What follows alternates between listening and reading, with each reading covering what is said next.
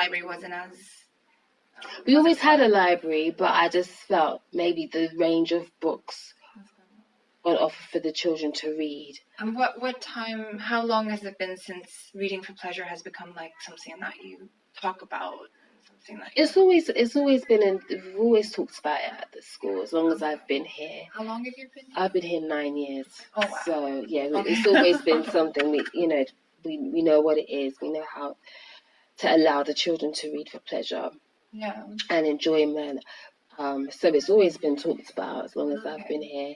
But the library's nice now. It's just got more books, little bean bags and little reading hubs and corners that they could just snuggle up in and read. It's just a nice, enjoyable place for them to be. I think that's always important for them to, kind of build a culture where where reading is celebrated. Yeah. How do you involve parents? You talked about just the reading log. Is there any other way that you've involved parents in an attempt to foster reading? Yeah, we have once a year, each year group does a reading workshop for the parents. So we invite the parents in and we just inform them about how we do reading at school, at Gifford, how to help their children with reading at home. We talk about reading for pleasure. We talk about discussion around a book.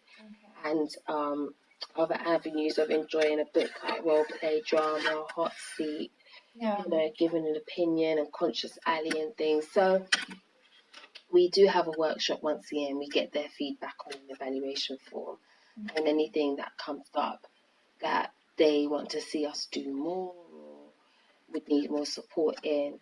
The reading lead then follows that up. And do you collaborate with the public library or encourage parents to become members? Yes, we do. We do home learning projects every half term. And on there, we always put, to get more information about this area, this topic, do visit Norfolk Library. But not specifically from like a reading for pleasure point of view? No, we don't. We don't push for it. We don't push for it. Okay.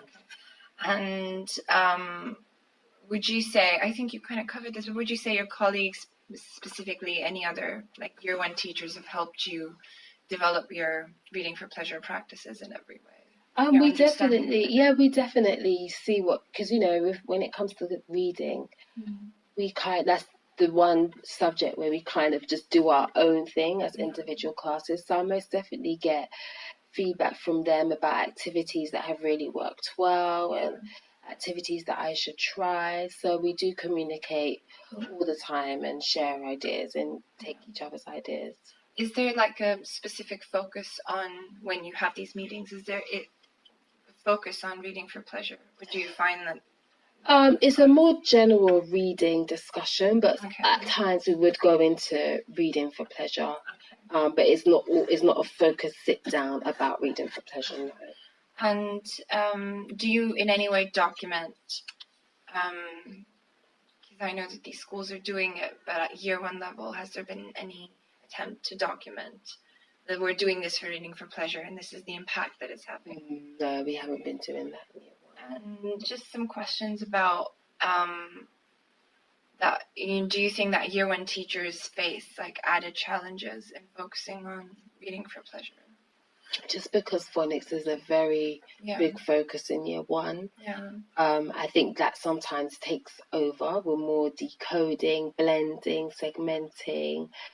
We do try our best, like I said, to get it into our daily practice, but yes, what would hinder year one specifically would be the fact that we have phonics screening at the end of the year in June, and so the majority of the year we have a huge, heavy phonic focus. Yeah, that would make sense. But you don't. Yeah, so that's kind of why I'm doing the research as well, because I think that with this big deadline looming, you tend to focus on that.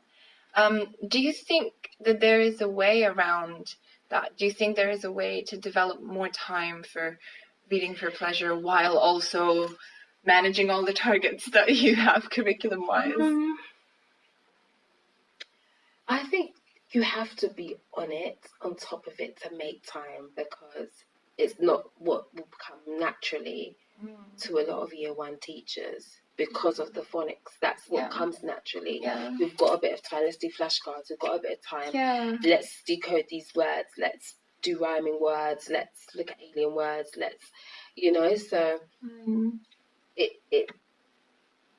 it's something that you have to just be on top of and make sure you allow time for. Yeah. Yeah. And what sort of role do you think fostering reading for pleasure plays in the teaching of reading on the whole? Like I said before, I think it plays a big part in their writing. I think it's very closely linked, because the more they read, the more of an imagination they develop, and then the better writers they become, because they're not writing using basic vocabulary. They're not writing about the same things all the time.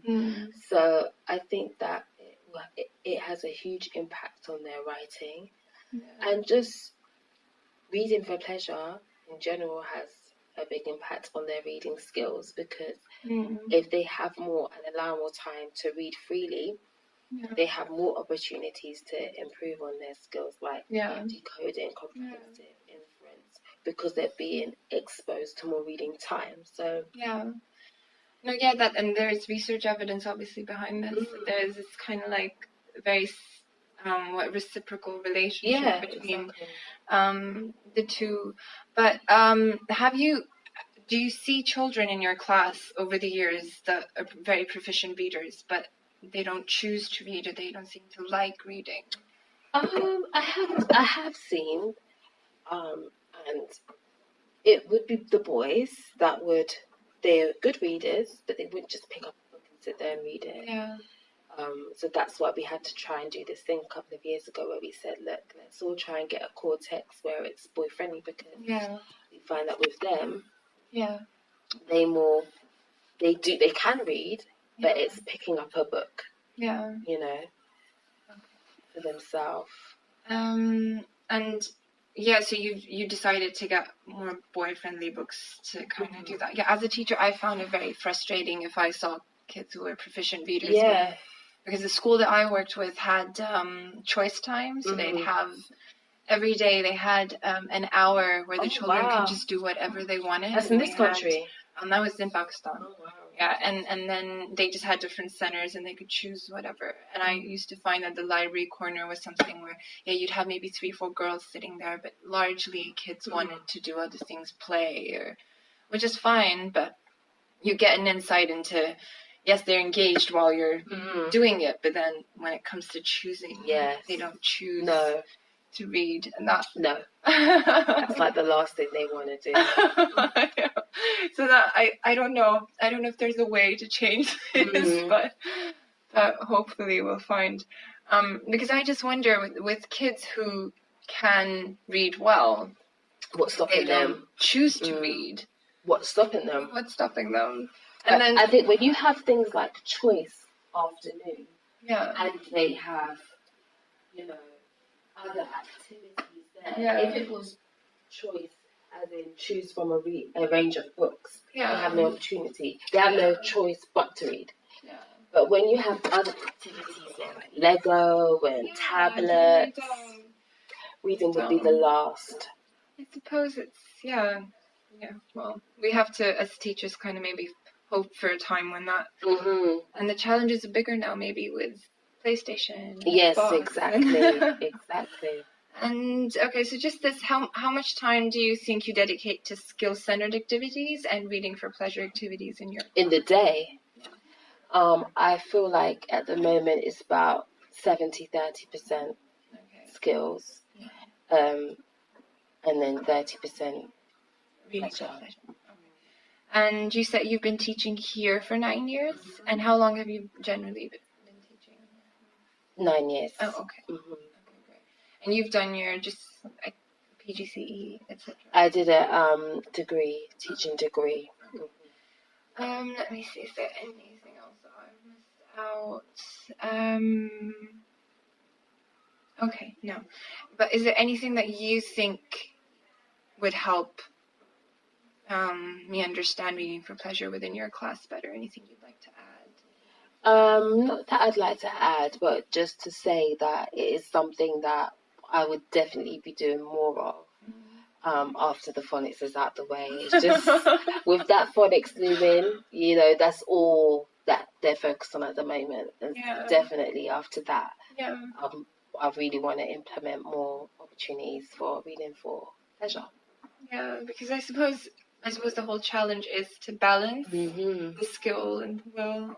But when the skill is what's being tested, then you have a bit of an obligation to. And I think it also, the kind of pockets of time that we get, they're not really conducive to. They're not even large enough. Like, it's only a 5-minute here and there at the most, you know. So it's difficult. Do you think it would help if say the school had a specific slot in the day? Yes, I think so. Because then I wouldn't have to worry about, I haven't done much reading for pleasure this week. I know that time is there. Yeah. And it will be done. Is it that, I wonder, as a teacher, is it something, because I read a review by Ofsted, and they said that teachers are confused whether it's okay to just let kids read. I know, I think teachers know here that actually it's going to benefit them if they just sit down and get their head in a book and really immerse themselves in a text. I think they know that that's beneficial to them. Yeah. But I think that teachers feel conflicted by what about the other important things. Yeah. Not to say reading for pleasure isn't important, but at this moment in time, we've got, so for this school, we've got a big spelling focus this year. Yeah. So we're getting teachers any little pocket of time to do spelling activities. Yeah. And then each year group, year 2 have their SATs, so they do more comprehension-based type reading. Year 6 have SATs, year 3 and 4 have optional tests, year 1 has a phonics screening check. So it's like they need to make sure that their kids can answer comprehension questions, answer inference questions, give their opinion on the text, predict, summarize. So those things kind of get pushed to the forefront because that, at the end of the day, that's what they're getting tested on. So and do you see any way around this as a teacher? Like you said, maybe if there was a slot that was going to be used specifically for reading for pleasure,